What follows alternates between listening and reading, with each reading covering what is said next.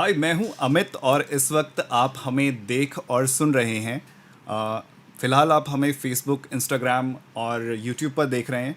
और इस वक्त स्टूडियो में एक ख़ास मेहमान, ऑर्थर्स की एक सीरीज़ हम चला रहे हैं और इसी में शामिल कर रहे हैं हम मंजीत सरगम मैम को। आपका स्वागत स्टूडियो में बहुत सारा। भाई तालियां नमस्कार हो जाए पहले तो इनके सर। लिए। थैंक यू आप आपका बहुत स्टूडियो आए, बहुत आपका शुक्रिया। बहुत शुक्रिया। और शुक्रिया से पहले मैं आपके नाम को लेके ना, जब आपसे बात हो रही थी तो जब आपसे बात हुई तो आपका नाम सरगम मेरे को पहले यही जी लगा कि जी आपका नाम ये है। और जब आपकी प्रोफाइल आई मेरे पास तो उस वक्त उसमें मंजीत सरगम था। तो मैं कंफ्यूज हो गया कि यार ये दो इंसान हैं, कहीं ये सरगम मैडम की पीए तो नहीं है, है ना? ओके। तो इस नाम के पीछे का जी जी रहस्य क्या है, क्या सीक्रेट है ये? जी बिल्कुल। एक्चुअली सर जब मेरा बर्थ हुआ तो हमारे जी जैसे गुरु जी हैं बाबा जी, जी तो उन्होंने मेरा नाम रखना था। तो जब तक गुरु जी उस वक्त थे नहीं, जैसे हमारे बाबा फॉरेन गए हुए थे, तो इन बिटवीन घर राइट वालों ने मेरा नाम सरगम रख दिया। राइट। अब जो सभी near and dears friends family सब मुझे सरगम बुलाते थे, लेकिन जैसे ही वो नामकरण कहते हैं कि एक बच्चे का होता है, तो उनका नामकरण में मेरा नाम आया मंजीत कौर। तो अच्छा। अब जब मुझे पेन नेम लिखना था तो मुझे ऐसा लगा कि सब मुझे सरगम के नाम से जानते हैं और मेरा लीगल नेम है वो मंजीत है। राइट। तो आई मर्ज दैट, मैंने उसको मंजीत सरगम चावला कर दिया। तो मंजीत सरगम चावला हमारे बीच हैं भाई। तीन किताबें यानी चार किताबें आ चुकी हैं इनकी, और उसमें से तीन इन्होंने पब्लिश की हैं, बिल्कुल पेपर। हाँ, हार्ड कॉपी है, हार्ड हाँ जी। कॉपी है। और एक जो चौथी इनकी किताब आई है, फोर्थ जो बुक आई है, वो ई फॉर्मेट में है यानी पीडीएफ फॉर्मेट में है। उनके बारे में भी बात करेंगे, कौन सी वो किताबें हैं। उससे पहले ये जो सफ़र था मैम, ये जो आप के बारे में थोड़ा सा मैं बता देता हूँ लिसनर्स को या व्यूअर्स को जो देख रहे हैं हमें। भाई ये कोई ऐसे नहीं है कि इन्होंने ग्रेजुएशन किया या फिर ये घर पे कोई हाउस वाइफ थे या कुछ ऐसा था कि ये घर होम मेकर, आजकल एक बड़ा टर्म है होम मेकर, है ना? और होम मेकर टर्न्ड ऑर्थर या राइटर वो नहीं है। एक फुल फ्लेज जॉब में, बैंकिंग के जॉब में थे, एक अच्छे पोजीशन पे थे। और क्या वो सारी चीज़ें हुई उनके बारे में भी डिस्कस करूंगा, क्योंकि मैं अगर सारी बातें बता दूंगा तो फिर मंजीत जी और मंजीत या सरगम मैम क्या बताएंगे, है ना? तो सबसे पहले तो आप अपने बारे में बैंकिंग को लेके बताइए, क्योंकि सबसे पहले हम आपकी राइटिंग से पहले आपके बैंकिंग के जॉब के बारे में बात कर लें। कैसे आप बैंकिंग में आए, किस तरह के स्टूडेंट थे आप? ओके। बैंकिंग के लिए सर एक्चुअली 19 साल की थी तो मेरी मैरिज हो गई थी। राइट। तो आई वॉज इन बीसीए, तो मैं बीसीए कर रही थी। और जितना आपके नाम से मैं समझ पा रहा हूँ, आप पंजाब से ही हैं। जी जी, मैं शाहबाद से थी। शाहबाद से आप हैं। शाहबाद मारकंडा फ्रॉम हरियाणा। राइट। तो अभी 19 साल की थी, मैरिज हुई, तो मुझे बड़ा करियर ओरिएंटेड बहुत ज़्यादा रही जी मैं। मुझे लगा कि मैं ना साथ साथ पढ़ती रहूँगी, बेशक मुझे डिस्टेंस क्यों ना करना पड़े। जी। मैंने अपनी बीसीए कंप्लीट करी, एमसीए कंप्लीट करी, एमएससी करी। राइट। तो इन बिटवीन मुझे ऐसा लगा कि अगर तो हस्बैंड जो है वो बिजनेस क्लास हैं, तो जी अगर मैं कहीं बाहर जाती हूँ आईटी सेक्टर में, तो उस वक्त जी। चंडीगढ़ में इतना नहीं था कि अगर मैं बेंगलोर वगैरह ही मुझे जाना पड़ेगा, तो मुझे जी। लगा कि क्यों ना मैं बैंकिंग और गवर्नमेंट एग्ज़ाम्स की तैयारी करवाऊँ। राइट। इसके पीछे भी एक लंबा सफ़र है। मैंने गवर्नमेंट एग्ज़ाम्स की खुद ही तैयारी करी, अच्छा। और उसके साथ साथ मैंने एक इंस्टीट्यूट ओपन करा सार्थक अकेडमी के नाम से। ओके। तो उसमें मैंने बहुत सारे स्टूडेंट्स को मैंने गवर्नमेंट आई एग्ज़ाम्स की गेस अभी तैयारी आप रन भी करी। कर रहे हैं इस अकेडमी को? नहीं नहीं, अभी रन नहीं कर अभी रही। रन नहीं कर अभी रहे? रन नहीं कर रही, तो उसी इसे वक्त। कितने वक्त के लिए आपने ऑलमोस्ट 5 इयर्स मैंने उसको एकेडमी को रन रन किया। किया? और अच्छा। उस 5 इयर्स के अंदर मेरे बहुत सारे स्टूडेंट्स, मैं आपको बताऊंगी कभी, हाँ कि हाँ। वो जिनको गवर्नमेंट जॉब्स में आज वो हैं, और बहुत सारे स्टूडेंट्स उस गवर्नमेंट जॉब्स में लगे। और इन बिटवीन जब सबको तैयारी भी करवा रही थी, तो मेरा जी। भी एग्ज़ाम क्लियर हो गया। ऑलमोस्ट मैं 30 की थी, तो मुझे लगा कि ज्वाइन कर लेना चाहिए। राइट। तो और उस जॉब में आने के बाद, आप बैंकिंग की जॉब में आने के बाद, एक ऐसा हादसा कह सकते हैं कि 10 साल सर्व करने के बाद, एक गवर्नमेंट सेक्टर बैंक में सर्व करने के बाद, मंजीत जी के साथ एक ऐसा हादसा हुआ जिसकी वजह से उनकी ज़िंदगी बदली। और आज उसी वजह से हमारे स्टूडियो में हमने इनको इनवाइट किया है। Thank you. एंड मंजीत जी, एक हादसा जो कि आपके साथ जॉब के दौरान हुआ, और आई गेस हादसे के बाद आपने ज्वाइन भी किया दोबारा से बैंक को। तो कभी आप उसको याद करते हैं? क्या वो हादसा मोटिवेट करता है? आपने इसके बारे में थोड़ा सा पहले भी कहा है, तो जानना चाहूँगा कि कैसे देखते हैं आप उस चीज़ को, वो इंसिडेंट को? जैसे मैंने आपको पहले बताया सर, जैसे मेरा जो एक्सीडेंट हुआ था 2016 में हुआ था। जी। तो मेरी राइट हैंड की जो ये एल्बो है ये 6 पीसेस में ब्रोक हो गई थी। जी। तो जैसे मुझे 40s लेके आया गया तो उन्होंने बोला कि आपका फ्रंट हैंड और बैक हैंड जो है वो अलग अलग हो गया है, Right. इसको जोड़ना पड़ेगा। तो जो मेरा फर्स्ट क्वेश्चन था डॉक्टर साहब को, मैंने यही बोला था कि डॉक्टर साहब क्या मैं लिख पाऊंगी, क्योंकि मेरी बैंकिंग सेक्टर में मुझे सारा दिन लिखना होता था। हम लोग को अगर हमने लोन फाइल्स भरनी है कुछ भी है तो हम लिखते रहते थे। Right. और मेरा पैशन भी था कि मैं एक दिन बुक लिखूंगी। तो मुझे ऐसा लगा कि क्या मैं लिख पाऊंगी। उन्होंने बोला कि मैम शायद आप इस हाथ से खा भी ना पाओ, तो अब बताओ क्या करें। मैंने कहा डॉक्टर साहब जोड़ना तो है ही है, चलो एटलीस्ट जोड़ो तो सही। तो मुझे ऐसा लगता है कि वो एक ऐसा टाइम था कि मुझे लगा कि मेरी डॉटर को पैरालिसिस था तो राइट साइडेड, उसका भी राइट हैंड नहीं चलता था, मेरा भी एकदम से ऐसा हो गया। तो it was a painful time. मुझे ऐसा लगता था कि अब इससे मुझे निकलना पड़ेगा, क्योंकि मुझे एक मोटिवेशन, एक इंस्पिरेशन बनना अपने बच्चे के लिए। तो वो एक ऐसा टाइम था जब मैंने सेडेशंस पे थी और 15 डेज में मैंने लेफ्ट हैंड से लैपटॉप पर ही 2 बुक्स लिख दी। वो आइडियाज़ तो बहुत सालों से मेरे माइंड में था कि मैंने बुक्स लिखनी है, लेकिन कभी टाइम ही नहीं मिला जॉब के अंदर। तो ऐसा लगा कि बिल्कुल फ्री है, ना मैं काम कर पा रही हूँ ना मैं उठ पा रही हूँ, तो क्यों ना लैपटॉप पे लिख दिया जाए। तो कई बार कुछ चीज़ें मुझे लगता है जब एक किताब आप लिखते हो ना तो वो जो परमात्मा है ना वो रब तुहाडे अंदरों निकलवांदा है। तो वो अपने आप हमारे अंदर से ही निकलती गई और मुझे पता ही नहीं चला। राइट। आपने अभी पंजाबी की कुछ लाइंस यूज़ की हैं, तो मैं अगला जो सवाल आपसे करूंगा पंजाबी में करूंगा।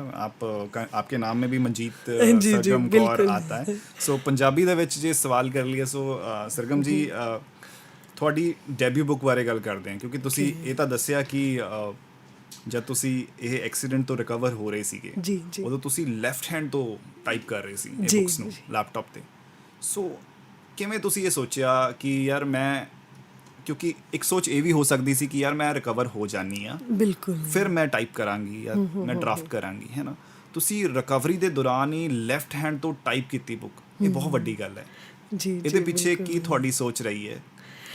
ਮਤਲਬ ਮੇਰੇ ਪਿੱਛੇ ਸਭ ਤੋਂ ਪਹਿਲੇ ਤੇ ਇੱਕ ਇਹ ਚੀਜ਼ ਸੀ ਕਿ ਪੋਜ਼ਿਟਿਵ ਮਾਈਂਡਸੈਟ ਹੋਣਾ ਚਾਹੀਦਾ ਹੈ। ਜਦੋਂ ਮੈਂ ਬੁੱਕ ਲਿਖੀ the mystic of twin flame relationship, your first debut? ਹਾਂ, that was my first debut book. ਤੇ ਉਸ ਵੇਲੇ ਮੈਨੂੰ ਐਵੇਂ ਲੱਗਦਾ ਸੀ ਕਿ ਇੰਡੀਆ ਵਿੱਚ ਨਾ, ਮਤਲਬ ਹਾਲਾਂਕਿ ਪੁਰਾਣੇ ਧਰਮ ਗ੍ਰੰਥਾਂ ਵਿੱਚ ਨਾ, ਚਾਹੇ ਸ਼ਿਵ ਪਾਰਵਤੀ ਜੀ ਨੂੰ ਲੈ ਲਈਏ, ਯਿੰਗ ਯੈਂਗ ਦੀ ਆਪਾਂ ਗੱਲ ਕਰਦੇ ਹਾਂ, ਬਾਹਰ ਗੱਲ ਕਰਦੇ ਹਾਂ, ਰਾਧਾ ਕ੍ਰਿਸ਼ਨਾ ਦੀ ਗੱਲ ਕਰਦੇ ਹਾਂ, ਆਪਾਂ ਅਨਕੰਡੀਸ਼ਨਲ ਲਵ ਦੀ ਗੱਲ ਤੇ ਕਰਦੇ ਹਾਂ, ਲੇਕਿਨ ਉਹਨੂੰ ਐਕਸੈਪਟੈਂਸ ਨਹੀਂ ਹੈਗੀ ਕਿੱਥੇ ਵੀ ਸੋਸਾਇਟੀ 'ਚ। ਤੇ ਟਵਿਨ ਫਲੇਮ ਰਿਲੇਸ਼ਨਸ਼ਿਪ ਬੇਸ਼ੱਕ ਇੱਕ ਫੋਰਨ ਕਨਸੈਪਟ ਸੀ, ਤੇ ਮੈਂ ਬਹੁਤ ਟਾਈਮ ਤੋਂ ਉਹਦੇ ਤੇ ਸਟੱਡੀ ਕਰ ਰਹੀ ਸੀ, ਉਹਨੂੰ ਰੀਡ ਕਰ ਰਹੀ ਸੀ ਇਸ ਕਨਸੈਪਟ ਨੂੰ। ਫਿਰ ਸ਼ਾਇਦ ਮੈਨੂੰ ਇਹ ਲੱਗਿਆ ਕਿ ਇਹ ਮੇਰੇ ਵਾਸਤੇ ਇੱਕ ਮੌਕਾ ਮਿਲਿਆ ਮੈਨੂੰ ਕਿ ਮੈਂ ਰਿਕਵਰ, ਤੇ ਮੈਨੂੰ ਪਤਾ ਸੱਚੇ ਪਾਤਸ਼ਾਹ ਨੇ ਮੈਨੂੰ ਕਰ ਦੇਣਾ ਹੈ। ਲੇਕਿਨ ਮੈਨੂੰ ਇਹ ਲੱਗਿਆ ਕਿ ਕਿਉਂ ਨਾ ਮੈਂ ਆਪਣੇ ਮਾਈਂਡ ਨੂੰ ਡਾਇਵਰਟ ਕਰਾਂ, because it was very painful.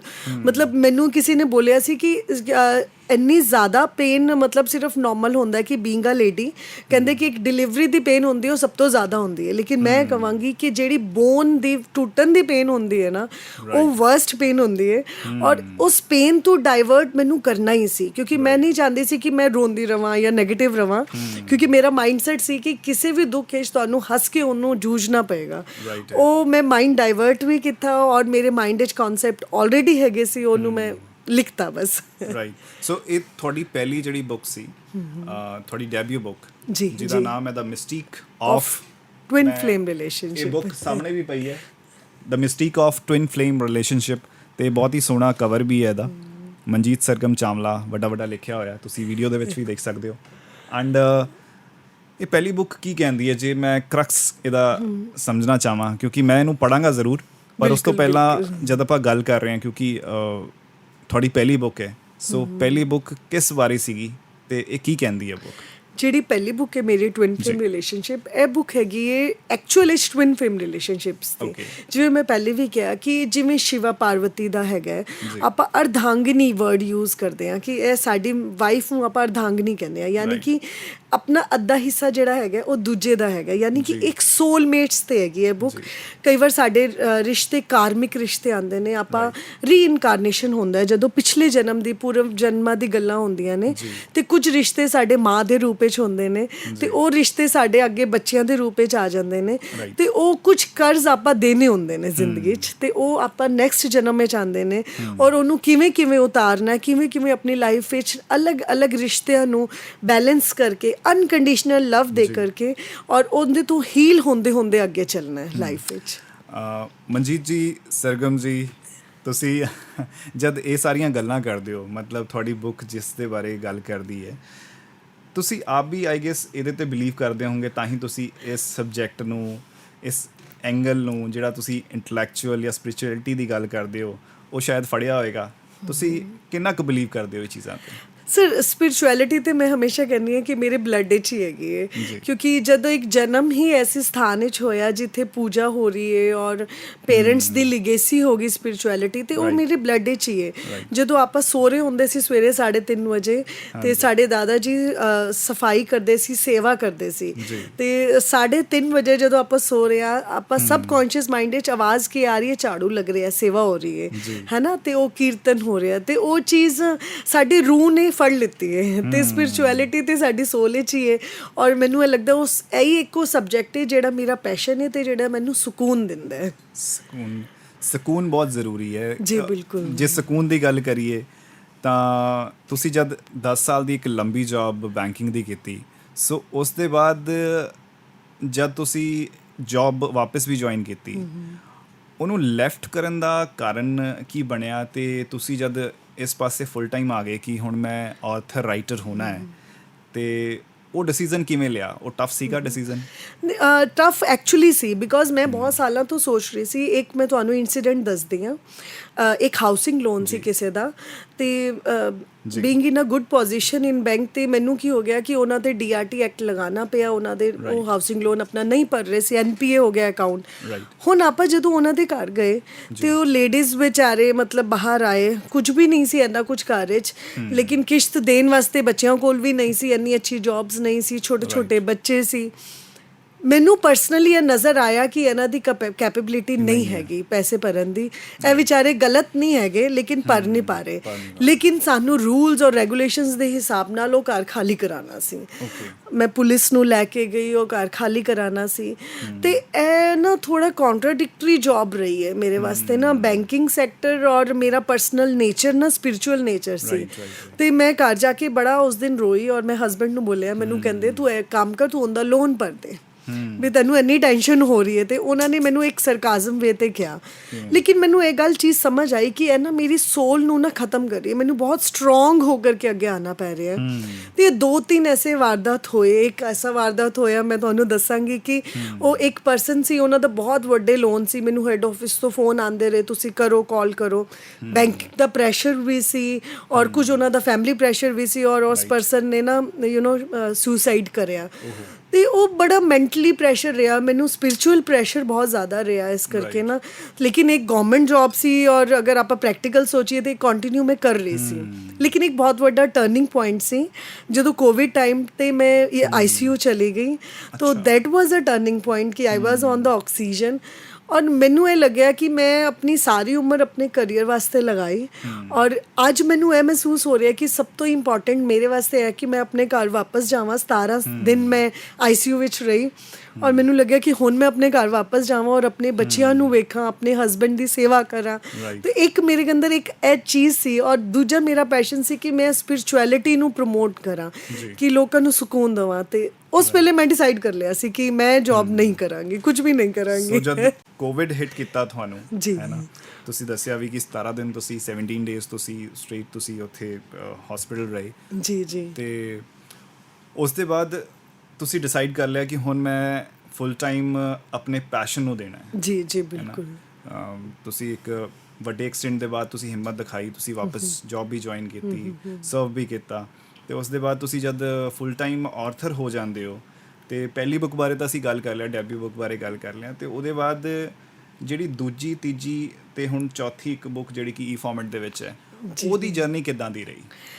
ਮਤਲਬ ਜਦੋਂ ਮੈਂ ਪਹਿਲੀ ਬੁੱਕ ਲਿਖੀ ਡੈਬਿਊ ਬੁੱਕ ਉਹਦੇ ਨਾਲ ਹੀ ਉਸੇ ਮੰਥ ਹੀ ਮੈਂ ਦੂਜੀ ਵੀ ਬੁੱਕ ਲਿਖ ਲਿੱਤੀ ਬਿਕੋਜ਼ ਔਨ ਦਾ ਤੇ ਮੈਂ ਡਰਾਫਟ ਬਹੁਤ ਸਾਲਾਂ ਤੋਂ ਰਾਈਟਿੰਗ ਕਰ ਰਹੀ ਸੀ ਰਾਈਟਿੰਗ ਉਹ ਮੈਂ ਬਹੁਤ ਸਾਲਾਂ ਤੋਂ ਕਰ ਰਹੀ ਸੀ ਆਈ ਥਿੰਕ ਮੈਂ ਸ਼ਾਇਦ 12th ਹੀ ਕੀਤੀ ਸੀ ਮੈਂ ਤਾਂ ਦੀ ਉਹ ਸ਼ਾਰਟ ਸਟੋਰੀਜ਼ ਲਿਖ ਰਹੀ ਸੀ ਤੇ ਉਹ ਫਿਰ ਮੈਂ ਉਹਨੂੰ ਇੱਕਦਮ ਮਰਜ ਕਰਕੇ ਉਹਨੂੰ ਲਿਖ ਦਿੱਤੀ ਨਾਲ ਨਾਲ ਉਹ ਪਬਲਿਸ਼ ਹੋ ਗਈ ਡਾਇਰੀਜ਼ ਲਿਖਦੀ ਸੀ ਬਿਲਕੁਲ ਤੇ ਉਹ ਡਾਇਰੀਜ਼ ਤੋਂ ਉਠਾ ਕੇ ਉਹਨੂੰ ਟਾਈਪ ਕਰਤਾ ਲੇਕਿਨ ਜਦੋਂ ਮੈਂ ਲਿਖਣੀ ਸੀ ਲਿਵ ਲਵ ਐਂਡ ਲਵ 2019 ਵਿੱਚ ਆਈ ਤੇ ਇਨ ਬਿਟਵੀਨ ਮੈਂ ਵੇਖਿਆ ਕਿ ਮੈਂ ਕੁਝ ਵੀ ਨਹੀਂ ਕੀਤਾ ਨਾ ਮੈਂ ਮਾਰਕੀਟਿੰਗ ਕੀਤੀ ਨਾ ਮੈਂ ਪ੍ਰਮੋਟ ਕੀਤਾ ਲੇਕਿਨ ਬੁੱਕਸ ਇੰਨੀ ਸੈਲ ਹੋਈ ਕਿ ਮੈਨੂੰ ਫੋਰਨ ਤੋਂ ਕਾਲਸ ਆਉਣ ਲੱਗੀਆਂ ਫੋਰਨ ਤੋਂ ਮੈਸੇजेस ਆਉਣ ਲੱਗੇ ਕਿ ਸਾਨੂੰ ਗਾਈਡ ਕਰੋ ਫਿਰ ਇਨ ਬਿਟਵੀਨ ਮੈਂ ਬਹੁਤ ਟਾਈਮ ਫ੍ਰੀ ਕਾਉਂਸਲਿੰਗ ਕਰਦੀ ਰਹੀ ਹਾਂ ਕਿਉਂਕਿ ਟਵਿਨ ਫਲੇਮ ਰਿਲੇਸ਼ਨਸ਼ਿਪਸ ਵਾਲਿਆਂ ਨੂੰ ਆਲਮੋਸਟ ਕਾਉਂਸਲਿੰਗ ਦੀ ਜ਼ਰੂਰਤ ਪੈਂਦੀ ਹੈ ਤੇ ਉਹਨਾਂ ਨੂੰ ਕਾਉਂਸਲਿੰਗ ਕਰਦੀ ਰਹੀ ਕਿ ਹੁਣ ਨੈਕਸਟ ਪਾਥ ਕੀ ਹੈ ਤੇ ਉਸ ਤੋਂ ਬਾਅਦ ਫਿਰ ਮੈਂ ਬਹੁਤ ਆਪਣੇ ਤੇ ਵੀ ਵਰਕ ਕੀਤਾ ਆਪਣੀ ਬੁੱਕਸ ਤੇ ਵੀ ਵਰਕ ਕੀਤਾ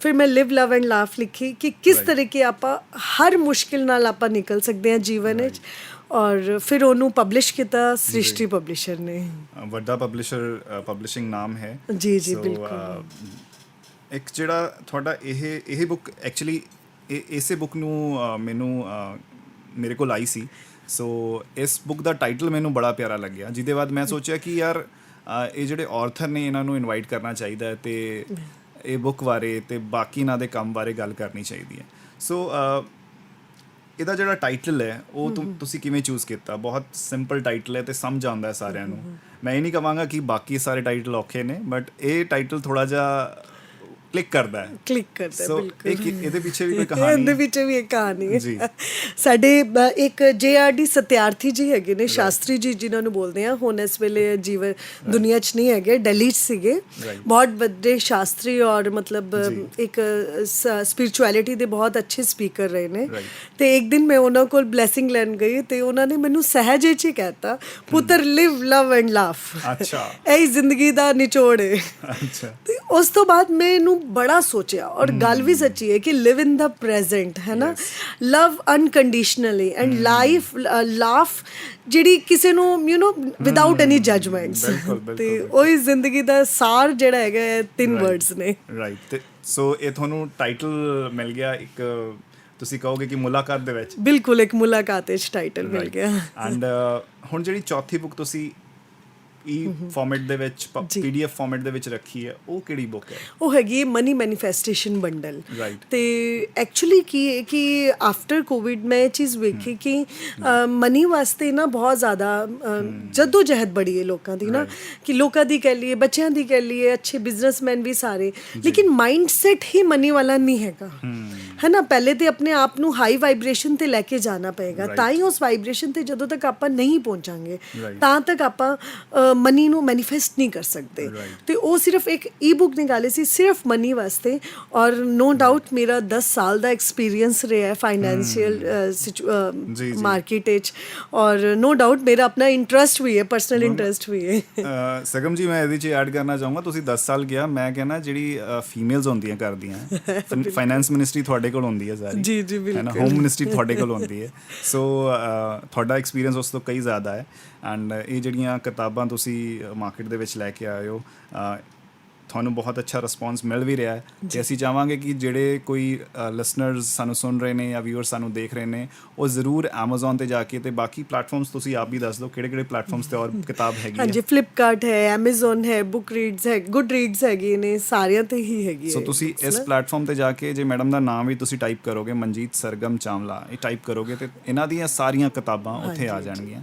ਸੋ ਮੈਂ ਐਡਵਾਈਸ ਕਰਾਂਗਾ ਕਿ ਤੁਸੀਂ ਜ਼ਰੂਰ ਇਹਨਾਂ ਦੀ ਕਿਤਾਬਾਂ ਪੜ੍ਹੋ ਤੇ ਫੀਡਬੈਕ ਜ਼ਰੂਰ ਦਿਓ ਉਹਦੇ ਬਾਰੇ ਕਿਉਂਕਿ ਇੱਕ ਜਿਹੜਾ ਆਰਥਰ ਹੁੰਦਾ ਹੈ ਰਾਈਟਰ ਹੁੰਦਾ ਉਹਨੂੰ ਫੀਡਬੈਕ ਦੀ ਬਹੁਤ ਲੋੜ ਹੁੰਦੀ ਹੈ ਸੋ ਇਹ ਇੱਕ ਅਪੀਲ ਮੇਰੀ ਇਸ ਪਲੇਟਫਾਰਮ ਦੇ ਰਾਹੀਂ ਹੈ ਤੇ ਮਨਜੀਤ ਜੀ ਜਦ ਤੁਸੀਂ ਗੱਲ ਕਰਦੇ ਹੋ ਸਪਿਰਿਚੁਅਲਿਟੀ ਦੀ ਤੁਸੀਂ ਗੱਲ ਕਰਦੇ ਹੋ ਇੰਟੈਲੈਕਚੁਅਲ ਹੋਣ ਦੀ ਹੈ ਨਾ ਸੋ ਲਾਈਫ ਦੇ ਵਿੱਚ ਤੁਸੀਂ ਇਹ ਤਾਂ ਕਹਿੰਦੇ ਹੋ ਕਿ ਤੁਹਾਡਾ ਜਨਮ ਜਦ ਹੋਇਆ ਤੇ ਤੁਸੀਂ ਸਪਿਰਿਚੁਅਲ ਲੋਕਾਂ ਦੇ ਆਸ-ਪਾਸ ਸੀਗੇ ਤੇ ਮਾਹੌਲ ਉੱਦਾਂ ਦਾ ਸੀਗਾ ਸੋ ਹੁਣ ਤੁਸੀਂ ਉਸ ਚੀਜ਼ ਨੂੰ ਕੈਰੀ ਕਿਵੇਂ ਕਰਦੇ ਹੋ ਕਿਉਂਕਿ ਤੁਹਾਡਾ ਸ਼ਡਿਊਲ ਵੀ ਰਹਿੰਦਾ ਹੋਏਗਾ ਤੁਸੀਂ ਟਰੈਵਲ ਕਰਦੇ ਹੋ ਬੜਾ ਟਾਈਮ ਤੁਸੀਂ ਇੱਕ ਘਰ ਵੀ ਸਾਂਭ ਰਹੇ ਹੋ ਤੁਸੀਂ ਫੈਮਿਲੀ ਸਾਂਭ ਰਹੇ ਹੋ ਸੋ ਉਹਦੇ 'ਚ ਸਪਿਰਿਚੁਅਲ ਵਾਲਾ ਉਹ ਕਿਵੇਂ ਮਿਲਦਾ ਤੁਹਾਨੂੰ ਟਾਈਮ ਕਿਵੇਂ ਮਿਲਦਾ ਸਰ ਪਤਾ ਕੀ ਐਕਚੁਅਲ ਨਾ ਆਪਾਂ ਸਪਿਰਿਚੁਅਲਿਟੀ ਨੂੰ ਇੱਕ ਅਲੱਗ ਕਨਸੈਪਟ ਸਮਝ ਲਿਆ ਆਪਣੀ ਲਾਈਫ ਤੋਂ ਹੈ ਨਾ ਮੈਨੂੰ ਪਰਸਨਲੀ ਇਹ ਲੱਗਦਾ ਕਿ spirituality is a practical spirituality. ਜਦੋਂ ਆਪਣੀ ਜ਼ਿੰਦਗੀ 'ਚ ਨਾ ਆਪਾਂ ਪ੍ਰੈਕਟੀਕਲੀ ਸਪਿਰਿਚੁਅਲਿਟੀ ਨੂੰ ਜੀ ਰਹੇ ਹਾਂ ਨਾ, ਉਹ ਹੀ ਐਕਚੁਅਲ ਸਪਿਰਿਚੁਅਲਿਟੀ ਸੋ ਇਹਦੇ ਲਈ ਟਾਈਮ ਕੱਢਣ ਦੀ ਲੋੜ ਨਹੀਂ। ਬਿਲਕੁਲ ਕੱਢਣ ਦੀ ਲੋੜ ਨਹੀਂ ਹੈਗੀ। ਮੈਂ ਡਰਾਈਵ ਕਰਦੀ ਹਾਂ ਤੇ ਮੈਂ ਮੈਡੀਟੇਸ਼ਨ ਕਰਦੀ ਹਾਂ, ਮੈਂ ਸਿਮਰਨ ਕਰਦੀ ਹਾਂ, ਉਹਦੇ 'ਚ ਮੈਨੂੰ ਵੱਖਰਾ ਟਾਈਮ ਕੱਢਣ ਦੀ ਲੋੜ ਨਹੀਂ। ਅਗਰ ਕੋਈ ਮੇਰੇ ਕੋਲ ਸਰਵੈਂਟ ਆ ਜਾਏ, ਮੇਡ ਆ ਜਾਏ, ਉਹਨੂੰ ਪੂਰੀ ਕੋਸ਼ਿਸ਼ ਕਰੀਦੀ ਹੈ ਕਿ ਉਹਨੂੰ ਆਈਏ ਤੇ ਆਪਾਂ ਖੁਦ ਮੈਂ ਆਪਣੇ ਹੱਥਾਂ ਤੋਂ ਉਹਨੂੰ ਪਹਿਲੇ ਖਾਣਾ ਖਿਲਾਉਂਦੀ ਹਾਂ, ਚਾय ਪਿਲਾਉਂਦੀ ਹਾਂ, ਤਾਂ ਕਿ ਇਹ ਸਪਿਰਿਚੁਅਲਿਟੀ ਦਾ ਹੀ ਇੱਕ ਪਾਰਟ ਹੈ। ਤੇ ਜੇ ਆਪਣੇ ਆਸ-ਪਾਸ ਦੇ ਲੋਕਾਂ ਨੂੰ ਆਪਾਂ ਇੱਕ ਇਸ ਤਰੀਕੇ ਵੇਖੀਏ ਕਿ ਇਹ ਸਾਰੇ ਪੂਜਨੀਏ ਹੈਗੇ ਨੇ, ਤੇ ਮੈਨੂੰ ਇਹ ਲੱਗਦਾ ਕਿ ਸਾਰਿਆਂ ਵਿੱਚ ਦੇਖੋ ਇੱਕੋ ਪਰਮ ਪਿਤਾ ਪਰਮਾਤਮਾ ਦੀ ਇੱਕ ਜੋਤ ਹੈਗੀ ਹੈ, ਉਹ ਹੀ ਸਪਿਰਿਚੁਅਲਿਟੀ ਦਾ ਪਾਰਟ ਹੈ। ਤੇ ਬਹੁਤ ਜ਼ਿਆਦਾ ਅਲੱਗ ਤੋਂ ਟਾਈਮ ਦੇਣਾ is not that much important. Manjeet ji, ਮੈਂ ਇੱਕ ਹੋਰ ਸਵਾਲ ਕਰਾਂਗਾ। ਇਹ ਤੁਹਾਡੇ ਬੁੱਕਸ ਤੋਂ ਇਲਾਵਾ ਮੈਂ ਜਾਣਨਾ ਚਾਹੁੰਦਾ ਹਾਂ ਕਿ ਤੁਸੀਂ ਰਾਈਟਿੰਗ ਕਰਦੇ ਹੋ, ਤੁਸੀਂ ਇੱਕ ਲੰਬਾ ਟਾਈਮ ਗਵਰਨਮੈਂਟ ਜੌਬ ਦੇ ਵਿੱਚ ਰਹੇ ਹੋ, ਹੈ ਨਾ। ਤੁਹਾਡੀ ਬੁੱਕਸ ਆਲਰੇਡੀ ਮਾਰਕੀਟ ਦੇ ਵਿੱਚ ਅਵੇਲੇਬਲ ਨੇ, ਪਬਲਿਸ਼ ਹੋ ਚੁੱਕੀਆਂ ਨੇ ਕਾਫੀ ਸਾਰੀਆਂ, ਹੁਣ ਬੜੀ ਸਾਰੀਆਂ ਬੁੱਕਸ ਆਉਣ ਵੀ ਵਾਲੀਆਂ ਹੋਣੀਆਂ ਪ੍ਰੋਸੈਸ ਦੇ ਵਿੱਚ ਹੋਣੀਆਂ, ਉਹਦੇ ਬਾਰੇ ਵੀ ਗੱਲ ਕਰਾਂਗੇ। ਪਰ ਉਸ ਤੋਂ ਪਹਿਲਾਂ ਮਨਜੀਤ ਸਰਗਮ ਚਾਵਲਾ ਦੀ ਜੇ ਗੱਲ ਕਰੀਏ, ਜਾਂ ਮਨਜੀਤ ਦੀ ਗੱਲ ਕਰੀਏ, ਜਾਂ ਸਰਗਮ ਦੀ ਗੱਲ ਕਰੀਏ, ਤੁਸੀਂ ਕੀ ਕੁਝ ਹੋਰ ਪਸੰਦ ਕਰਦੇ ਹੋ ਤੁਹਾਡੀ ਹੌਬੀਜ਼ ਦੇ ਵਿੱਚ, ਜਾਂ ਜਿਹੜਾ ਫ੍ਰੀ ਟਾਈਮ ਕੁਝ ਹੁੰਦਾ ਹੈ ਉਹਦੇ 'ਚ ਹੋਰ ਕੀ ਕਰਦੇ ਹੋ ਤੁਸੀਂ ਆਪਦੀ ਜ਼ਿੰਦਗੀ? ਸਰ ਸੱਚੀ ਗੱਲ ਦੱਸਾਂ ਤੇ ਬੀਇੰਗ ਅ ਵੂਮਨ, ਮੈਂ ਇੱਕ ਲੇਡੀ ਹਾਂ ਤੇ ਮੈਨੂੰ ਕਲੋਥਸ ਦਾ ਬੜਾ ਸ਼ੌਂਕ ਹੈ, ਤੇ ਹਸਬੈਂਡ ਦਾ ਫੈਬਰਿਕ ਦਾ ਹੈਗਾ, ਤੇ ਮੈਂ ਜ਼ਰੂਰ ਕੋਸ਼ਿਸ਼ ਕਰਦੀ ਹਾਂ ਕਿ ਜਦੋਂ ਸੂਰਤ ਜਾਣ, ਦਿੱਲੀ ਜਾਣ, ਹੁਣੇ ਸੂਰਤ ਦਿੱਲੀ ਦੀ ਬਹੁਤ ਵੱਡੀ ਇੱਕ ਐਗਜ਼ੀਬਿਸ਼ਨ ਲੱਗੀ, ਮੈਂ ਪੂਰੀ ਕੋਸ਼ਿਸ਼ ਕਰਦੀ ਹਾਂ ਕਿ ਮੈਂ ਉਹਨਾਂ ਦੇ ਨਾਲ ਚਲੀ ਜਾਵਾਂ ਔਰ ਨया ਕਲੋਥਸ, ਨਈ ਇਨੋਵੇਸ਼ਨ ਉਹਦੇ ਵਿੱਚ ਕਰਾਂ, ਚਾਹੇ ਬੁਟੀਕਸ ਤੇ ਜਾ ਕਰਕੇ, ਤੇ ਸ਼ਾਇਦ ਫੈਮਿਲੀ ਬਿਜ਼ਨਸ ਹੁੰਦੇ ਹੋਏ ਤੇ ਮੈਂ ਉਹਦੇ 'ਚ ਬਹੁਤ ਜ਼ਿਆਦਾ ਇੰਟਰਸਟ ਰੱਖਦੀ ਹਾਂ। ਰਾਈਟ। ਸੋ ਕੱਪੜੇ ਤਾਂ ਵੈਸੇ ਆਈ ਗੈਸ ਸਾਰਿਆਂ ਨੂੰ ਪਸੰਦ ਹੁੰਦੇ ਆ ਨਾ, ਫੀਮੇਲਸ ਨੂੰ ਥੋੜਾ ਜ਼ਿਆਦਾ ਪਸੰਦ ਹੁੰਦੇ ਆ। ਬਿਲਕੁਲ ਬਿਲਕੁਲ ਚੰਗੀ ਗੱਲ ਹੈ ਕਿ ਤੁਸੀਂ ਦੱਸਿਆ ਕਿ ਤੁਸੀਂ ਟਰੈਵਲ ਵੀ ਕਰਦੇ ਹੋ, ਕੱਪੜਿਆਂ ਲਈ ਵੀ ਟਰੈਵਲ ਕਰਦੇ ਹੋ। ਜੀ ਜੀ ਬਿਲਕੁਲ। ਸੋ ਇਹ ਟਰੈਵਲ, ਜੇ ਮੈਂ ਥੋੜਾ ਜਿਹਾ ਜਾਣਨਾ ਚਾਹਾਂ ਕਿ ਤੁਸੀਂ ਜਦ ਕਦੇ ਕਿਤਾਬ ਲਿਖਣੀ ਹੁੰਦੀ ਹੈ ਤਾਂ ਕੋਈ ਇੱਦਾਂ ਦਾ ਕੁਝ ਹੁੰਦਾ ਕਿ ਕੋਈ ਮਾਹੌਲ ਚਾਹੀਦਾ, ਮੈਨੂੰ ਡਿਮ ਲਾਈਟਸ ਚਾਹੀਦੀਆਂ, ਜਾਂ ਕੁਝ ਹਫ਼ਤਿਆਂ ਵਾਸਤੇ ਮੈਂ ਕਿਤੇ ਹਿਲੀ ਏਰੀਆ ਦੇ ਵਿੱਚ ਚਲੀ ਜਾਵਾਂ, ਜਾਂ ਮੈਨੂੰ ਥੋੜੀ ਸ਼ਾਂਤੀ ਚਾਹੀਦੀ ਹੈ? ਅਸਰ ਪਤਾ ਕੀ ਜਾਂਦੀ ਜ਼ਰੂਰ ਆ, ਹਿਲੀ ਏਰੀਆ ਹੋ ਗਿਆ ਜਾਂ ਬੀਚਿਸ ਹੋ ਗਿਆ, ਦੋ ਮੇਰੀ ਬਹੁਤ ਵੱਡੀ ਕਮਜ਼ੋਰੀਆਂ ਨੇ। ਮੈਂ ਜਾਂਦੀ ਜ਼ਰੂਰ ਆ, ਲੇਕਿਨ ਇੱਕ ਜਿਹੜਾ ਪੁਆਇੰਟ ਹੈਗਾ ਨਾ ਕਿ ਜਦੋਂ ਮੈਨੂੰ ਕੋਈ ਉੱਥੇ ਪੁਆਇੰਟ ਕਲਿੱਕ ਕਰਦਾ ਹੈ, ਉਹਨੂੰ ਮੈਂ ਆਪਣੇ ਪੇਜਿਸ ਜਿਹੜਾ ਐਪ ਹੁੰਦਾ ਉਹਦੇ 'ਚ ਜ਼ਰੂਰ ਲਿਖ ਲੈਂਦੀ ਹਾਂ ਨਾਲ ਨਾਲ। ਤੇ ਜਦੋਂ ਵੀ ਕੋਈ ਆਈਡੀਆ ਕਲਿੱਕ ਕਰਦਾ ਹੈ, ਮੈਂ ਉਹਨੂੰ ਨਾਲ ਨਾਲ ਪੇਜਿਸ 'ਤੇ ਲਿਖਦੀ ਹਾਂ ਬੇਸ਼ੱਕ। ਔਰ ਜਿਹੜਾ ਅਗਰ ਮੈਂ ਪਰਸਨਲੀ ਦੱਸਾਂ ਤੇ ਵਾਈਲ ਕੁਕਿੰਗ, ਮੈਂ ਆਲਮੋਸਟ ਮੇਰੇ ਸਾਰੇ ਆਈਡੀਆਜ਼ ਵਾਈਲ ਕੁਕਿੰਗ ਆਉਂਦੇ ਨੇ। ਅੱਛਾ, ਤੇ ਇਹ ਵੀ ਇੰਟਰਸਟਿੰਗ ਗੱਲ ਹੈ ਕਿ ਤੁਸੀਂ ਜਦ ਕੁਝ ਬਣਾਉਂਦੇ ਹੋ ਤੇ ਆਈਡੀਆ ਜਦੋਂ ਹਿੱਟ ਕਰਦੇ ਹੋ, ਉਦੋਂ ਹਿੱਟ ਕਰ ਦਿੰਦੇ ਨੇ। ਜਾਂ ਤੇ ਇਹ ਵੀ ਆਦਤ ਹੈ ਕਿ ਜਦੋਂ ਵੀ ਆਪਾਂ ਖਾਣਾ ਬਣਾਉਣਾ ਤੇ ਬੜੇ ਪਿਆਰ ਨਾਲ ਔਰ ਸਿਮਰਨ ਕਰਕੇ ਔਰ ਮਤਲਬ ਇੱਕ ਤਰੀਕੇ ਰੱਬ ਨੂੰ ਯਾਦ ਕਰਕੇ ਆਪਾਂ ਖਾਣਾ ਲੰਗਰ ਪ੍ਰਸ਼ਾਦ ਬਣਾ ਰਹੇ ਹਾਂ, ਤੇ ਉਹ ਕਰਦੇ ਕਰਦੇ ਸ਼ਾਇਦ ਇੱਕ ਲਿਵ ਲੱਗਦੀ ਹੈ ਔਰ ਕੁਝ ਨਾ ਕੁਝ ਆਈਡੀਆ ਆ ਜਾਂਦਾ, ਉਹਨੂੰ ਮੈਂ ਨਾਲ ਹੀ ਇੱਕ ਜਾਂ ਦੋ ਪੁਆਇੰਟ ਹੁੰਦਾ ਜ਼ਰੂਰ ਲਿਖ ਲੈਂਦੀ ਹਾਂ। ਫਿਰ ਜਦੋਂ ਬਹਿਣਾ ਹੁੰਦਾ ਫਿਰ ਮੈਂ ਉਹਨਾਂ ਨੂੰ ਪੁਆਇੰਟਸ ਨੂੰ ਇਕੱਠੇ ਕਰਕੇ ਆਲਮੋਸਟ ਮੈਂ ਬਹਿੰਦੀ ਰਾਤੀ 12 ਵਜੇ ਤੋਂ ਬਾਅਦ ਹੀ ਹਾਂ। ਸੋ ਮਨਜੀਤ ਜੀ, ਇਹ ਤੁਸੀਂ ਦੱਸਿਆ ਕਿ ਤੁਸੀਂ ਸੱਚ ਮੈਨੂੰ ਲੱਗਿਆ ਕਿ ਗੱਲਾਂ ਦੇ ਵਿੱਚ ਤੁਸੀਂ ਇੱਦਾਂ ਦੇ ਇਨਸਾਨ ਹੋ ਕਿ ਤੁਸੀਂ ਜੇ ਟਰੈਵਲ ਵੀ ਕਰ ਰਹੇ ਹੋ, ਤੁਹਾਡੇ ਦਿਮਾਗ ਦੇ ਵਿੱਚ ਕੁਝ ਆਇਆ ਤੇ ਤੁਸੀਂ ਉਹਨੂੰ ਡਰਾਫਟ ਕਰ ਸਕਦੇ ਹੋ, ਉਹਨੂੰ ਨੋਟ ਡਾਊਨ ਕਰ ਲੈਂਦੇ ਹੋ। ਐਸੇ ਤੁਹਾਨੂੰ ਇਹ ਨਹੀਂ ਹੈ ਵੀ ਕੋਈ ਮੈਨੂੰ ਹਫ਼ਤਿਆਂ ਵਾਸਤੇ ਬਿਲਕੁਲ ਲੱਗ ਜਾਣਾ ਹੈ ਜਾਂ ਮਹੀਨਿਆਂ ਵਾਸਤੇ ਲੱਗ ਜਾਣਾ। ਸੋ ਇਹ ਇੱਕ ਚੰਗੀ ਗੱਲ ਹੈ ਕਿ ਸ਼ਹਿਰ ਦੇ ਵਿੱਚ ਰਹਿੰਦੇ ਰਹਿੰਦੇ ਵੀ ਤੁਸੀਂ ਬੜਾ ਕੁਝ ਲਿਖ ਰਹੇ ਹੋ, ਹੈ ਨਾ। ਤੁਹਾਡੀ 3 ਬੁੱਕਸ ਤੇ 4 ਬੁੱਕਸ ਆ ਚੁੱਕੀਆਂ ਨੇ। ਆਪਾਂ ਗੱਲ ਕਰੀਏ ਹੁਣ ਜਿਹੜੇ ਤੁਹਾਡੇ ਪ੍ਰੋਜੈਕਟਸ ਨੇ, ਕਮਿੰਗ ਪ੍ਰੋਜੈਕਟਸ ਨੇ, ਹੁਣ ਤੁਸੀਂ ਕਿਹੜੇ ਸਬਜੈਕਟ 'ਤੇ ਜਾਂ ਕੀ ਕੁਝ ਤੁਸੀਂ ਸੋਚ ਰਹੇ ਹੋ, ਜਾਂ ਕੁਝ ਇੱਦਾਂ ਦਾ ਜਿਹੜਾ ਹੁਣ ਪਾਈਪਲਾਈਨ ਦੇ ਵਿੱਚ ਹੈ ਜਿਹੜਾ ਤੁਸੀਂ ਸ਼ੇਅਰ ਕਰਨਾ ਚਾਹੋਗੇ ਇਸ ਵਕਤ? ਸਰ ਮੇਰੇ ਕੋਲ ਹੁਣੇ ਫਿਲਹਾਲ 2 ਪ੍ਰੋਜੈਕਟਸ ਪਾਈਪਲਾਈਨ ਵਿੱਚ ਨੇ। ਇੱਕ ਬੁੱਕ ਮੇਰੀ ਆਲਮੋਸਟ ਰੈਡੀ ਹੈ, ਉਹ ਹੈਗਾ ਟੈਲੀਸਾਈਕਿਕਸ ਤੇ ਟੈਲੀਸਾਈਕਿਕਸ ਤੇ ਇੱਥੇ ਬਹੁਤ ਘੱਟ ਲਿਖਿਆ ਲੋਕਾਂ ਨੇ। ਐਕਚੁਅਲੀ ਟੈਲੀਪੈਥੀ ਕੀ ਹੈ, ਦੇਜਾ ਵੂ ਕੀ ਹੈ, ਕਿ ਸਿੰਕਰੋਨੀਅਸਟੀ ਹੋ ਜਾਂਦੀ ਹੈ। ਲਾਈਕ ਤੁਸੀਂ ਕਦੀ ਮਹਿਸੂਸ ਕੀਤਾ ਹੋਣਾ, ਕਦੀ ਤੁਹਾਨੂੰ ਲੱਗਦਾ ਹੈ ਕਿ ਅੱਜ ਉਸ ਫਰੈਂਡ ਦੀ ਯਾਦ ਆ ਰਹੀ ਹੈ ਔਰ ਇੱਕਦਮ ਉਹਨਾਂ ਦਾ ਫੋਨ ਆ ਜਾਂਦਾ ਹੈ ਨਾ। ਜਾਂ ਫਿਰ ਕਈ ਵਾਰ ਤੁਹਾਨੂੰ ਐਵੇਂ ਲੱਗਦਾ ਤੁਹਾਡੇ ਕੋਈ ਰਿਸ਼ਤੇ ਜਾਂ ਬੱਚੇ ਜਾਂ ਕੋਈ ਵੀ ਫੋਰਨ ਬੈਠੇ ਹੋਣ ਨਾ, ਤੇ ਤੁਹਾਨੂੰ ਇੱਥੇ ਹੀ ਮਾਵਾਂ ਨੂੰ ਮੋਸਟਲੀ ਆਂਦਰਾਂ ਹੁੰਦੀਆਂ ਨੇ ਤੇ ਉਹ ਕਹਿੰਦੇ ਨੇ ਕਿ ਮੈਨੂੰ ਐਵੇਂ ਲੱਗ ਰਿਹਾ ਅੱਜ ਮੇਰਾ ਬੇਟਾ ਠੀਕ ਨਹੀਂ ਹੈਗਾ, ਉੱਥੇ ਬੇਸ਼ੱਕ ਉਹ ਕੈਨੇਡਾ ਬੈਠਾ ਹੈ। ਤੇ ਉਹ ਜਿਹੜੀ ਹੈਗੇ ਨੇ ਉਹ ਕਨੈਕਸ਼ਨਸ ਨੇ, ਮੈਂ ਉਹਨਾਂ ਕਨੈਕਸ਼ਨਸ ਤੇ ਹੁਣ ਬੁੱਕ ਲਿਖ ਰਹੀ ਹਾਂ। ਔਰ ਬਿਊਟੀਫੁਲ ਤੁਸੀਂ ਇੱਕ ਸਬਜੈਕਟ ਚੁਣਿਆ ਹੈ। Thank you. ਇਹਦੇ ਇਲਾਵਾ ਵੀ ਕੁਝ ਤੁਸੀਂ ਸੋਚ ਰਹੇ ਹੋ ਕੋਈ? ਸਰ ਦੂਜੀ ਬੁੱਕ ਹੈਗੀ ਉਹ ਟੋਟਲੀ ਇਸ ਤੋਂ ਡਿਫਰੈਂਟ ਹੈ ਔਰ ਉਹ ਹੈਗੀ ਫਾਈਨੈਂਸ਼ੀਅਲ ਮਾਰਕੀਟਸ ਤੇ ਹੈਗੀ ਹੈ right. ਕਿਉਂਕਿ ਮੈਂ ਚਾਹੁੰਦੀ ਹਾਂ ਕਿ ਜਿਵੇਂ ਸਕਸੈਸ ਕਰਨਾ ਹੈ ਨਾ ਤਾਂ ਸਪਿਰਿਚੁਅਲਿਟੀ ਤੇ ਫਾਈਨੈਂਸ਼ੀਅਲੀ ਆਪਾਂ ਜਦੋਂ ਬਾਡੀ ਚਾਹੇ ਆ ਨਾ ਤੇ ਸਾਰੇ ਸੁੱਖ ਲੈਣੇ ਨੇ right. ਤੇ ਮੈਨੂੰ ਇਹ ਲੱਗਦਾ ਕਿ ਅਗਰ ਤਨ ਮਨ ਧਨ ਆਇਆ ਹੈ ਤੇ ਸਾਨੂੰ ਸਭ ਕੁਝ ਚਾਹੀਦਾ ਹੈ, ਤਨ ਵੀ ਸਵਸਥ ਚਾਹੀਦਾ ਹੈ, ਮਨ ਵੀ ਸਵਸਥ ਚਾਹੀਦਾ ਹੈ ਔਰ ਉਸ ਤੋਂ ਬਾਅਦ ਸਾਨੂੰ ਫਾਈਨੈਂਸ਼ੀਅਲੀ ਵੀ ਸਟਰੋਂਗ ਹੋਣਾ ਚਾਹੀਦਾ ਹੈ Right. ਤੇ ਉਸ ਕਰਕੇ ਉਹ ਬੁੱਕ ਜਿਹੜੀ ਹੈਗੀ ਉਹ ਫਾਈਨੈਂਸ਼ੀਅਲ ਟਰਮਸ ਤੇ ਹੈਗੀ ਹੈ ਕਿਉਂਕਿ ਮੇਰਾ ਐਕਸਪੀਰੀਅੰਸ ਵੀ ਅੱਛਾ ਹੈ ਔਰ ਨਾਲੇ ਮੈਨੀਫੈਸਟੇਸ਼ਨ ਟੈਕਨੀਕਸ ਵੀ ਉਹਦੇ ਚ ਪਾਵਾਂਗੀ ਮੈਂ। ਰਾਈਟ ਹੈ। ਸੋ ਤੁਹਾਡੇ ਕਮਿੰਗ ਪ੍ਰੋਜੈਕਟਸ ਲਈ ਰੇਡੀਓ ਪੰਜਾਬ ਤੇ ਮੈਂ ਅਮਿਤ ਤੁਹਾਨੂੰ ਬਹੁਤ ਸਾਰੀਆਂ ਮੁਬਾਰਕਬਾਦ ਦੇਣਾ। thank you ਜੀ, ਧੰਨਵਾਦ ਬੈਸਟ ਵਿਸ਼ਸ ਨੇ ਜੀ। ਕਿ ਤੁਸੀਂ ਜਿਹੜੇ ਪ੍ਰੋਜੈਕਟਸ ਹੁਣ ਬੁੱਕਸ ਅੱਗੇ ਵੀ ਲੈ ਕੇ ਆ ਰਹੇ ਹੋ ਤੇ ਉਹ ਵੀ ਓਨੀ ਕੁ ਵਧੀਆ ਤੇ ਹੋਰ ਵੀ ਵਧੀਆ ਕਰਨ। ਥੈਂਕ ਯੂ ਜੀ, thank you so much Amit ਜੀ। ਵੇਖਣ ਪੜਨ ਤੇ ਤੁਸੀਂ ਜ਼ਰੂਰ ਜਾ ਕੇ ਆਨਲਾਈਨ ਜਿਹੜੇ ਪਲੇਟਫਾਰਮਸ ਨੇ Amazon, Flipkart ਤੇ ਹੋਰ ਵੀ ਪਲੇਟਫਾਰਮਸ ਜਿਹੜੇ ਕਿ ਜਿੱਥੇ ਜਾ ਕੇ ਤੁਸੀਂ ਬੁੱਕ ਪਰਚੇਜ਼ ਕਰ ਸਕਦੇ ਹੋ। ਤੇ ਮਨਜੀਤ ਸਰਗਮ ਚਾਵਲਾ ਇਹ ਇਹਨਾਂ ਦਾ ਨਾਮ ਹੈ, ਸਾਡੇ ਨਾਲ ਗੈਸਟ ਸੀਗੀ ਅੱਜ ਅਤੇ ਇਹਨਾਂ ਦੀ ਬੁੱਕਸ ਜਾ ਕੇ ਤੁਸੀਂ ਜ਼ਰੂਰ ਉੱਥੇ ਵੇਖਣੀਆਂ ਤੇ ਪਰਚੇਜ਼ ਕਰੋ ਤੇ ਜ਼ਰੂਰ ਫੀਡਬੈਕ ਦਿਓ ਕਿ ਬੁੱਕ ਕਿਵੇਂ ਦੀ ਲੱਗੀ ਤੁਹਾਨੂੰ। ਸੋ ਮੈਮ ਜਾਂਦੇ ਗੱਲ ਕਰੀਏ ਕਿ ਅੱਜ ਦਾ ਐਕਸਪੀਰੀਅੰਸ ਕਿਵੇਂ ਰਿਹਾ ਤੁਹਾਡਾ ਇੰਟਰਵਿਊ ਦਾ ਤੇ ਪਲੱਸ ਤੁਸੀਂ ਇੱਕ ਸੁਨੇਹਾ ਜਿਹੜਾ ਲਿਟਰੇਚਰ ਪੜ੍ਹਦੇ ਨੇ ਉਹਨਾਂ ਲਈ ਕੀ ਦੇਣਾ ਚਾਹੋਗੇ? ਸਰ ਐਕਸਪੀਰੀਅੰਸ ਤੇ ਬਹੁਤ ਹੀ ਅੱਛਾ ਲੱਗਿਆ, ਬਹੁਤ ਹੀ ਵਧੀਆ, ਯਾਨੀ ਕਿ ਮੈਨੂੰ ਇੱਕ ਉਹੀ ਗੱਲ ਕਿ ਸਕੂਨ ਮਹਿਸੂਸ ਹੋ ਰਿਹਾ ਹੈ ਜਦੋਂ ਆਪਣੇ ਲਾਈਕ ਮਾਈਂਡਡ ਪੀਪਲ ਮਿਲਦੇ ਨੇ ਤੇ ਆਪਾਂ ਆਪਣੇ ਦਿਲ ਦੀਆਂ ਗੱਲਾਂ ਸ਼ੇਅਰ ਕਰ ਸਕਦੇ ਹਾਂ।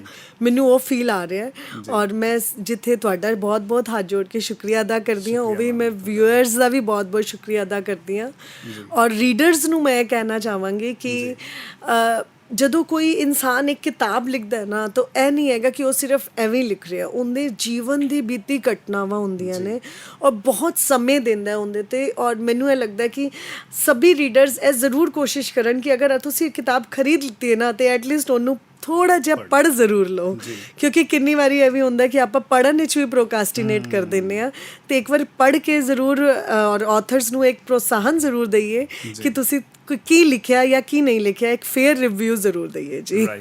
And thank you so much Manjeet ji ਸਾਡੇ ਸਟੂਡੀਓ ਆਉਣ ਵਾਸਤੇ ਤੇ ਇੰਨੀ ਸਾਰੀਆਂ ਗੱਲਾਂ ਆਪਦੇ ਕੰਮ ਬਾਰੇ, ਆਪਦੇ ਕਿਤਾਬਾਂ ਬਾਰੇ ਕਰਨ ਵਾਸਤੇ। ਬਹੁਤ ਵਧੀਆ ਲੱਗਿਆ ਤੁਹਾਨੂੰ ਮਿਲ ਕੇ ਤੇ ਆਈ ਹੋਪ ਕਿ ਜਦ ਅਸੀਂ ਦੁਬਾਰਾ ਸੱਦਾ ਦੇਵਾਂਗੇ ਤੁਸੀਂ ਸਟੂਡੀਓ ਜ਼ਰੂਰ ਆਓ। ਬਿਲਕੁਲ sir, any time. Thank you so much ਜੀ, ਥੈਂਕ ਯੂ। ਐਂਡ ਤੁਸੀਂ ਇਦਾਂ ਹੀ ਵੇਖਦੇ ਰਹੋ ਸਾਡਾ YouTube, Instagram ਤੇ Facebook ਚੈਨਲ ਤੇ ਜੇ ਤੁਹਾਨੂੰ ਇਹ ਇੰਟਰਵਿਊ ਚੰਗਾ ਲੱਗਿਆ ਤੇ ਜ਼ਰੂਰ ਕਮੈਂਟ ਕਰਿਓ ਤੇ ਨਾਲ ਹੀ ਲਾਈਕ ਜ਼ਰੂਰ ਕਰਿਓ ਤੇ ਸਬਸਕ੍ਰਾਈਬ ਸਾਡੇ ਚੈਨਲ ਨੂੰ ਜ਼ਰੂਰ ਕਰ ਲਿਓ। ਧੰਨਵਾਦ।